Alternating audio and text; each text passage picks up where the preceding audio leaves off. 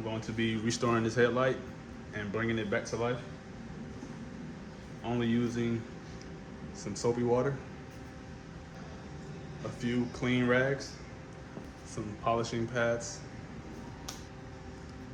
lens clarifying compound, spray lubricant, and a lens sealing wipe and lens base coat wipe.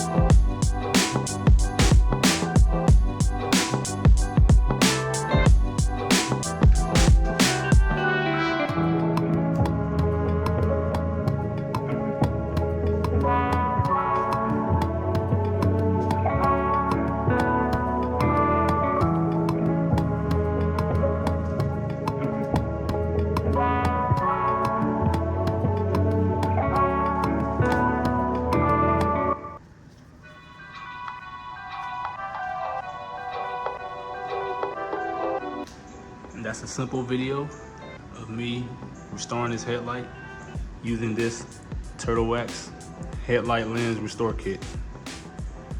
I think it came out great actually. If you like the video, please subscribe for more. Hit the like button and comment. Thanks for watching.